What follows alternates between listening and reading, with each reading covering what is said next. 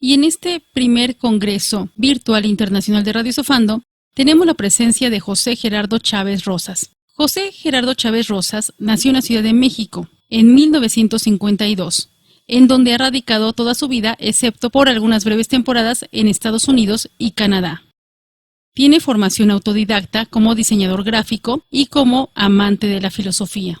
Sus primeros encuentros con la filosofía fueron Platón, Aristóteles, Descartes, Kant, Marx, Heidegger, Sartre, Albert Camus, Foucault, entre otros. Pero sobre todo le apasiona Heráclito, Nietzsche y Hermann Hesse.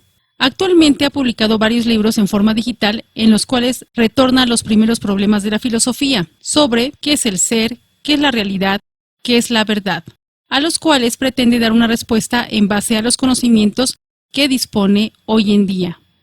Su deseo es difundir la gran importancia que ha tenido y tiene la filosofía en la historia de la humanidad, en su camino hacia una sociedad con menos mitos y prejuicios, pero sobre todo más libre, justa e igualitaria para todos. Y en esta ocasión, José Gerardo Chávez Rosas participará en este primer encuentro virtual internacional de Radiosofando con el tema La filosofía en el siglo XXI o lo que todo filósofo debería saber.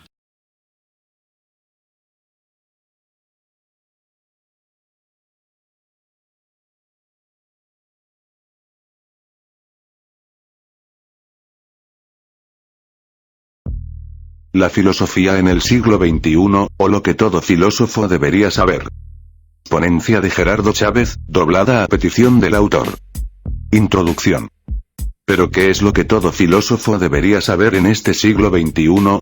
En primer lugar diré que muchos filósofos han ignorado el pensamiento previo de sus predecesores, pretendiendo rehacer toda la filosofía desde el principio, provocando con esto que existan innumerables corrientes filosóficas. Y lo que es peor, muchas de ellas antagónicas o en franca contradicción.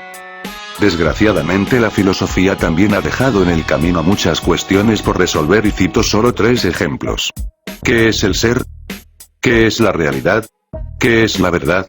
De las cuales, no hay un consenso y cada uno le ha dado la interpretación que mejor le ha parecido, cuando no las han ignorado por completo. Por eso los científicos dicen que cada filósofo reconstruye toda la filosofía partiendo desde cero, y en la mayoría de los casos contradiciéndose los unos a los otros. Por lo tanto, dicen, la filosofía es una disciplina meramente especulativa e inútil. Sin embargo, y a pesar de lo anterior, en esto se equivocan rotundamente, ya que la ciencia nació precisamente como filosofía y desconocen, por citar un ejemplo, el gran aporte de la filosofía a la ciencia de Karl Popper, quien sentó las bases de un mejor método científico en el siglo XX. Las ciencias y la filosofía están indisolublemente entrelazadas, ya que detrás de toda ciencia existen, indudablemente, principios filosóficos que las determinan. Inclusive toda sociedad moderna está basada en estos principios. Recordemos las aportaciones de los enciclopedistas de la Ilustración en la conformación de las sociedades modernas. Y hablando de especulación, la ciencia misma es en buena parte especulativa, de lo cual nos acusan, dependiendo del objeto de estudio. Por ejemplo, analizar un fósil es muy diferente a estudiar una galaxia o el nacimiento del universo. Con un fósil puedes experimentar cuanto quieras y manipularlo de 1000 maneras, pero no con una galaxia, por no hablar del universo, y ahí es donde la ciencia se vuelve completamente especulativa, ya que solo tiene a su alcance los efectos pero no las causas. Tampoco dispone del objeto, una galaxia en este caso, para experimentar con ella directamente. Así, entre más lejano, grande o diminuto e inaprensible sea el objeto de estudio, más incierto y más especulativo será su conocimiento. Y ahí están como ejemplo las teorías del Big Bang, del Big Crunch, de los multiversos, de cuerdas, de la materia y la energía oscura, etcétera, etcétera, y las especulaciones sobre la interpretación de los fenómenos cuánticos, y los intentos por conciliar a estos con la física tradicional. Existen, dentro de las ciencias, un sinfín de teorías completamente especulativas y muchas veces en franca contradicción unas con otras. Así el reto de la ciencia es aceptar con humildad su carácter especulativo y sus francas limitaciones. Y el reto de la filosofía es dejar de crear sistemas en base solo a razonamientos subjetivos y desvinculados de la realidad y creer que eso que se ha razonado es 100% cierto. sin haber hecho ningún estudio serio al respecto y basándonos únicamente en lo que nuestra razón nos dicta. Debemos ser un poco más consecuentes a la hora de hacer nuestros razonamientos y menos especulativos y vincularnos más con los problemas reales de una sociedad que nos mira con suspicacia. Recordemos, por ejemplo, el caso de las mónadas de Leibniz, o el todo lo racional es real de Hegel, que solo fueron elucubraciones en la mente de estos filósofos. Otro claro ejemplo de esto es la afirmación de Heidegger: si el hombre se detiene a meditar pierde el objeto, el autobús por ejemplo. Si Heidegger hubiera investigado un poco más, se hubiera enterado de que la mente del hombre es capaz de realizar varias acciones al mismo tiempo. Ya que somos capaces de hacer dos cosas, incluso hasta tres, a la vez, desplazando la atención secuencialmente de una tarea a otra gracias al tálamo, que selecciona lo relevante para enviarlo a la corteza cerebral, donde se procesa para emitir una respuesta consciente. Es triste ver que muchos filósofos, aún en la actualidad, pasan por alto las investigaciones de las ciencias, encerrándose en una burbuja de cristal en donde son intocables. Tratando de no ser influenciados por las ciencias, que se dedican a investigar asuntos ordinarios. De esta manera, no les conceden importancia, o ignoran por completo, las investigaciones y aportaciones de otras disciplinas, que les podrían ayudar a la hora de formular sus ideas, e incidir, inclusive, en estas mismas disciplinas con nuevas ideas y aportaciones. Por todas esas razones, y ante la grave crisis de paradigmas que enfrentamos en este 2021, la filosofía es ahora, indudablemente, más necesaria que nunca. Por otro lado, muchos filósofos, pero principalmente los materialistas desconocen o niegan que todo el pensamiento incluyendo el científico, sea, en mayor o menor medida, subjetivo. Por ejemplo, la ley de la gravitación universal de Newton es una visión muy particular de ese fenómeno, puesto que la teoría de la relatividad de Einstein lo explica de otra manera. Einstein afirma que es el espacio al que se curva y que no existe una fuerza de atracción o de gravedad. Actualmente la teoría del bosón de Higgs es otra visión subjetiva del mismo fenómeno científico, al afirmar que esta partícula es la que dota de masa a toda la materia. También existe una cuarta posibilidad que es la del gravitón, partícula que sería, en teoría, la responsable de la gravedad. Y una quinta explicación basada en la vieja ley de Newton pero radicalmente modificada. Y el colmo, una sexta basada en la materia oscura. Así, científicamente tenemos una fuerza, una curvatura espacial, dos partículas subatómicas, una nueva teoría newtoniana y la materia oscura, para explicar eso que solemos llamar fuerza de gravedad. El pensamiento siempre será subjetivo en mayor o menor medida, porque siempre representará solo una parte de lo real dependiendo del fenómeno observado. En esta exposición me propongo hacer un recuento de los principales pensamientos e ideas filosóficas de algunos griegos y, analizándolos, emitir un juicio acerca de su validez. O bien, expresar mi propia respuesta, en caso de no estar de acuerdo con ellas. Tratando siempre de no caer en los errores ya señalados. No evadir los viejos problemas. Tratar de dar una respuesta más informada. Reitero que en este trabajo no están ni todas las ideas ni todos los filósofos griegos. Seleccioné únicamente a aquellos filósofos que me parecieron los más representativos, y de sus ideas aquellas que consideré como las más interesantes para esta brevísima exposición. Desde luego que no soy infalible y seguramente encontrarás ideas equivocadas con las que no estarás de acuerdo. Por lo tanto, agradeceré cualquier crítica al presente trabajo, porque, parafraseando a Aristóteles, soy amigo de mí mismo pero soy más amigo de la verdad. Desde México con amor. ¿Cómo surge la filosofía? La filosofía surge porque el hombre se asombra de todo lo que le rodea y quiere comprenderlo utilizando para ello su razonamiento, dejando de lado la fantasía y el mito. De la misma manera como creó el arco y la flecha, desarrolló la agricultura y dominó el fuego. Ya que una de las principales características del cerebro humano, es la de tratar de encontrar causas y efectos en todos los fenómenos que percibe en el mundo para comprenderlos mejor. En su proceso histórico, la mente del ser humano se ha ido conformando al observar los innumerables fenómenos de la naturaleza. Y entendiéndolos, ha podido interactuar con ellos, en ocasiones sirviéndose de la naturaleza tal cual se le presenta, y en otros, transformándola a su conveniencia gracias a ese conocimiento adquirido. Antes de hacer filosofía, el hombre ya había aprendido infinidad de técnicas como cultivar la tierra, fundir metales, cocinar el barro, etc., todo gracias a esta peculiaridad de su mente. ¿Pero qué es la filosofía? La filosofía es el ejercicio de la libertad que cuestiona todo desde la razón. ¿Existe la realidad? ¿Qué es? ¿De qué está hecha? ¿Por qué es así y no de otra manera? ¿Por qué existe todo esto y no más bien nada? Etcétera. La filosofía es la búsqueda intencionada y apasionada de la verdad, de todo aquello que representa un misterio y provoca asombro o duda para el ser humano, pero principalmente la realidad, el mundo, su propia existencia, su ser, la vida, la muerte, su pensamiento, la verdad, la moral, Dios, la ciencia, la sociedad y su engendro, el Estado, etc. La filosofía busca liberar al hombre de la ignorancia y el mito, a través del conocimiento, en su eterna búsqueda de la verdad. La filosofía es la voz del niño preguntando siempre: ¿y por qué? ¿Y por qué? Veamos ahora algunos conceptos. Pensamiento. Es la facultad de sentir y comprender con la mente, el mundo exterior que habitamos y el propio mundo interior, y, eventualmente, traducir eso que sentimos al lenguaje que nos fue enseñado.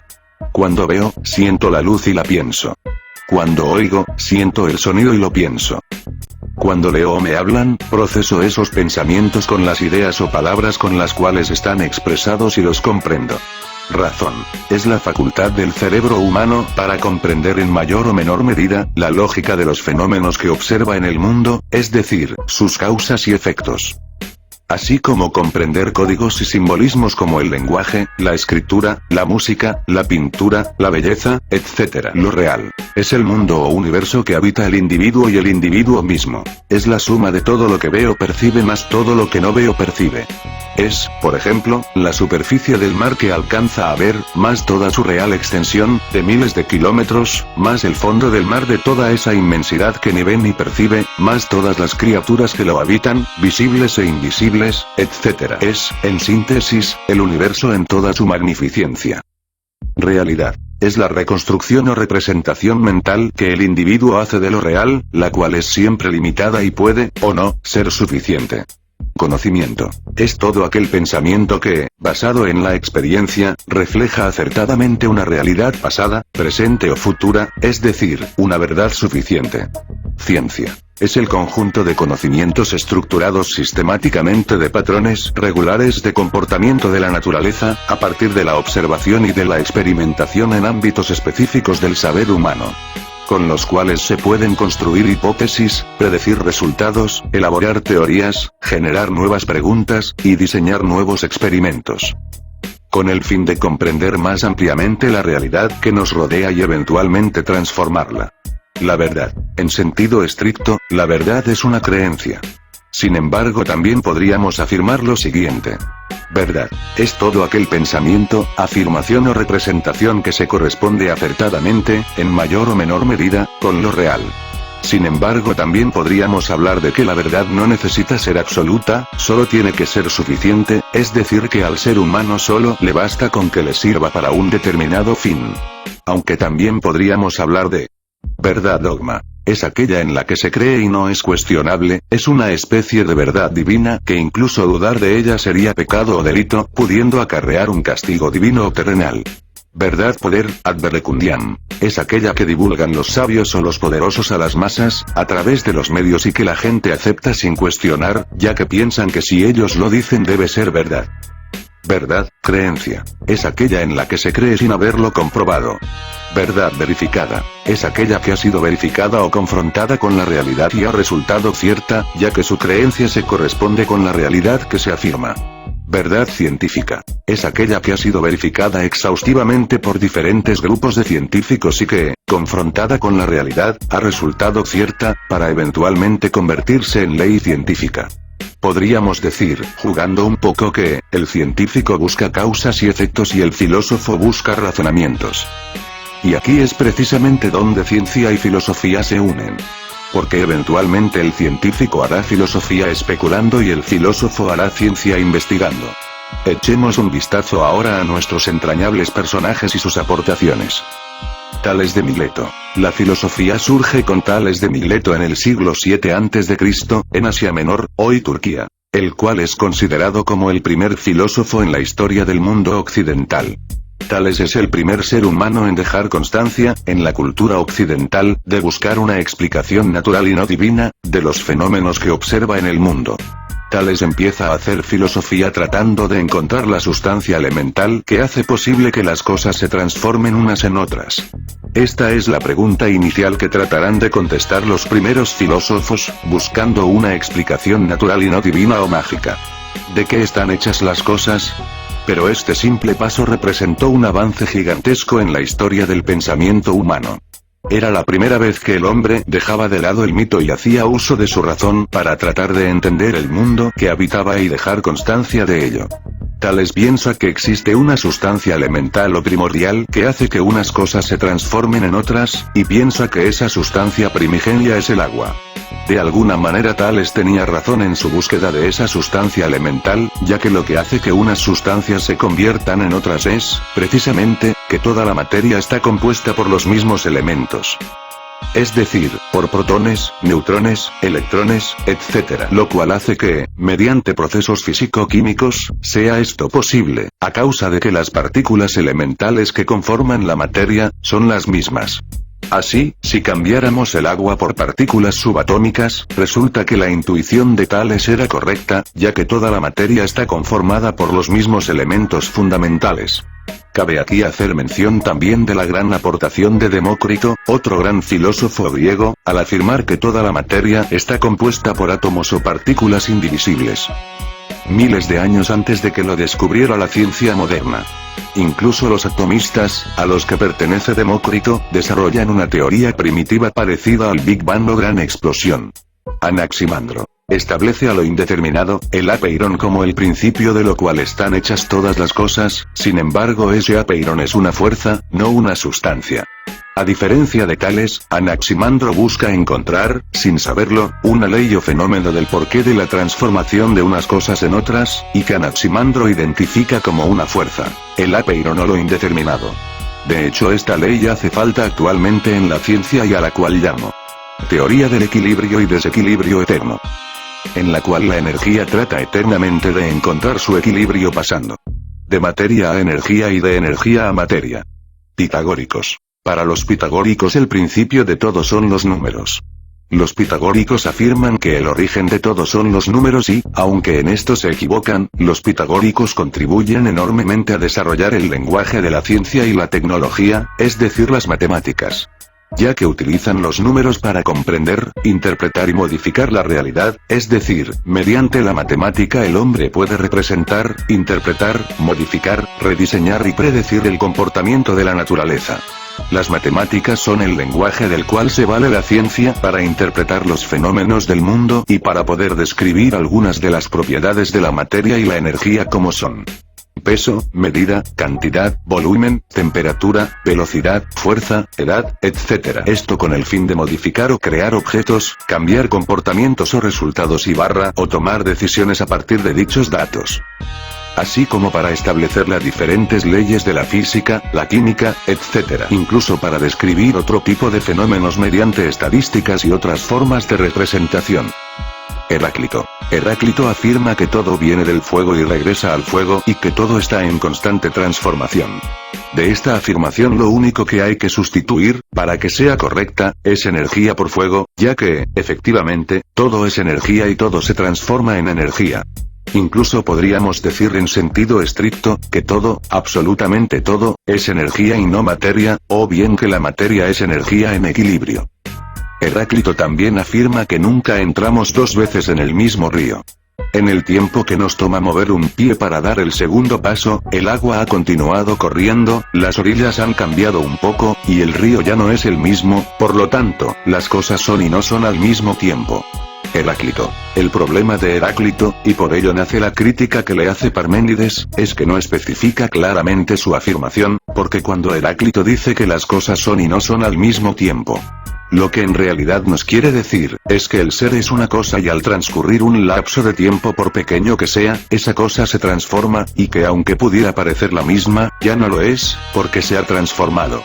Precisamente porque todo está en constante transformación y se va deteriorando, o recomponiendo, o mezclando, o renovando, etc. Este cambio es a veces sumamente lento e imperceptible y en otras muy rápido. No es que las cosas sean y dejen de ser al mismo tiempo, sino que transcurrido un cierto tiempo las cosas se transforman y es por eso que todo, absolutamente todo, se puede considerar en realidad como un fenómeno en el tiempo y no como cosa inmutable. Ya que al estar en constante transformación, lo que en realidad vemos es un proceso muy lento de millones de años, como en la conformación de las montañas. O muy rápido y de unos cuantos segundos, como el rayo o una explosión, pero un proceso al fin y al cabo, es decir, un fenómeno. Parménides afirma que el ser es indivisible, inmóvil, único, imperecedero y no engendrado, y que el no ser no existe, por lo tanto es un absurdo lo que afirma Heráclito al decir las cosas son y no son al mismo tiempo. También afirma que el ser es siempre y no puede no ser jamás. Con Parménides nace la ontología, es decir, la ciencia del ser, ya que Parménides hace de lado la búsqueda de la sustancia de la que están hechas todas las cosas y lo que trata de descubrir es al ser real, es decir, ¿qué es el ser de las cosas? En oposición a Heráclito y a su afirmación de que todo es y no es al mismo tiempo, Parménides va a afirmar que eso es absurdo, ya que el ser es único, indivisible, sin cambios, eterno, y por lo tanto infinito. Y que fuera de ese ser absoluto no hay nada. Podríamos decir, entonces, que el ser de Parménides es parecido a una esfera perfecta y única que ocupa todo lo existente. Esta afirmación que hace Parménides es errónea, ya que el ser es un concepto, es decir, una creación de la mente humana. El ser como concepto puede existir o no en lo real del universo como cosa o fenómeno y existir o no en la realidad de la mente del hombre, sin que ambos se correspondan necesariamente, uno con el otro. En lo real del universo, existen infinidad de cosas o entes, pero el ser o existencia, de todas esas cosas o entes, que existen en el universo, se los da el hombre al abstraerlos de lo real. Un ejemplo. El mar es un ser en la mente del hombre y en la realidad del mundo, pero si de pronto una gota de agua de mar nos cae en la mano, veríamos que el ser mar se ha dividido y de él ha nacido una gota de agua, a lo que también le damos la categoría de ser en nuestra mente. Ahora bien, si tomamos esa gota de agua de mar y la dejamos secar, veremos que quedan infinidad de micropartículas de sal y cada una de ellas las podemos analizar al microscopio. Y cada una de ellas tendrá en nuestra mente, la categoría de ser un ser diferente a todos los demás. De esta forma pueden existir, o podemos crear infinidad de seres y cada uno puede, en la mente del hombre, desdoblarse o dividirse o incluso agruparse en un número infinito de nuevos seres. El hombre los agrupa, los desagrupa, los divide, etc., en diversos seres según su percepción, intención o necesidad. El hombre es, regularmente, quien determina quién es un ser y quién no lo es, por discriminación intencionada de su intelecto. Por otro lado, y hablando del no ser de Parménides, diríamos que el ser humano hace uso frecuentemente de lo que no es o no existe. Una taza, una caja, un closet, un cuarto, una cueva, una botella, etc. En ese caso es el hueco o el vacío o el no ser lo que nos es útil. A diferencia de Parménides que afirma que lo que no es, no existe. Nosotros afirmamos, que existimos y nos movemos gracias al espacio, es decir, a lo que no es.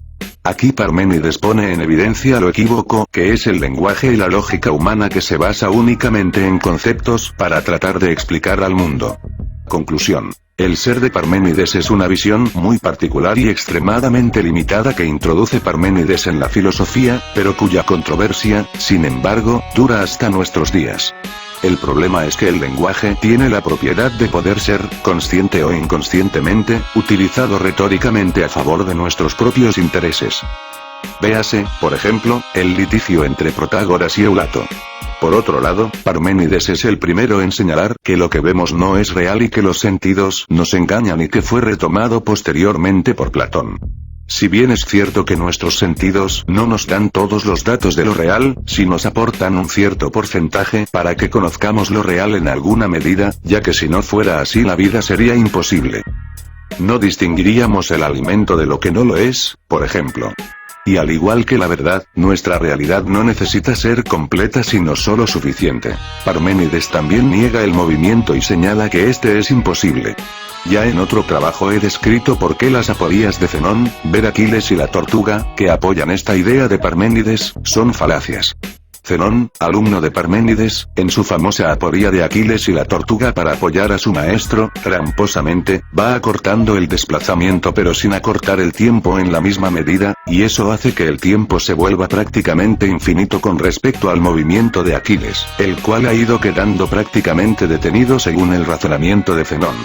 Es decir, Zenón va acortando el movimiento de Aquiles hasta convertirlo casi entero, mientras que tramposamente nos induce a creer que el tiempo ha seguido transcurriendo normalmente y, por lo tanto, se ha vuelto, prácticamente, infinito. Aristóteles. Aristóteles es de los primeros en buscar el conocimiento observando e investigando directamente a la naturaleza. En este sentido se puede considerar a Aristóteles como un precursor del científico tal y como lo concebimos actualmente. Aristóteles hace ciencia al investigar directamente la naturaleza y anotar sus observaciones, y esta es la gran aportación del pensamiento aristotélico. Por otro lado, al estagirita tampoco le interesa de lo que están hechas las cosas, sino solo su comportamiento. Dejando de lado el primer problema que se planteó la filosofía. Intuitivamente Aristóteles tenía razón, ya que para su época era imposible saber de qué están hechas las cosas. Es el primero en crear un método para desarrollar el conocimiento al cual llama lógica y su mecánica nos la explica con el siguiente ejemplo. Todos los hombres son mortales. Sócrates es un animal, por lo tanto Sócrates es mortal. No obstante, Aristóteles se equivoca al considerar que su lógica es un camino hacia el conocimiento, porque de cosas sabidas solo se deducen otras cosas ya también sabidas o implícitas en nuestros conceptos. En este sentido la lógica aristotélica no ha hecho jamás un verdadero descubrimiento. Porque el verdadero conocimiento se adquiere estudiando a la naturaleza y no en la mente del hombre. La lógica como un camino para el conocimiento de la verdad se debe de buscar en la misma naturaleza, ya que por lo regular la lógica de un fenómeno es completamente distinta a la lógica de otro fenómeno, o por lo menos diferente. Por ejemplo, la lógica de los fenómenos físicos es muy diferente a la lógica de los fenómenos químicos y estos de los biológicos. La psicología de los animales y su lógica es muy diferente de la lógica de la psicología del ser humano, aunque tengan semejanzas. Por consiguiente, la lógica de Aristóteles es tremendamente limitada cuando se trata de establecer verdaderos conocimientos y descubrimientos científicos. La naturaleza de los diferentes fenómenos tiene siempre diferentes causas, diferentes manifestaciones, diferentes efectos y, por consecuencia, diferentes resultados. En ocasiones son similares, pero en la gran mayoría de los casos son muy diferentes y hasta contradictorios para la lógica del ser humano. Por otro lado, para explicar el movimiento y la transformación de unos seres en otros, Aristóteles echa mano de un artificio y afirma que todos los seres son seres en acto y en potencia. Por ejemplo, un niño tiene la potencia de ser hombre y es, por lo tanto, un niño en acto, pero un hombre en potencia. Es decir, un niño no es un hombre, pero puede llegar a serlo. Una semilla es, semilla en acto pero planta en potencia. En esta afirmación Aristóteles tiene razón en parte, porque en realidad todo puede ser potencia de muchas cosas. En el caso de la semilla, por ejemplo, si crece obviamente será una planta, pero en potencia puede ser otras cosas también. Por ejemplo, si alguien la muele, hace masa y la cocina, podemos decir que esa semilla es potencia de masa, pan y alimento, pero si una vez se la come fue, en ese caso, y directamente, potencia de alimento. Y si alguien la quemara habría sido potencia de fuego, de humo y de carbón. Hasta aquí mi humilde contribución a la difusión de la importancia de la filosofía en este 2021. Gracias por ver este video. Fin.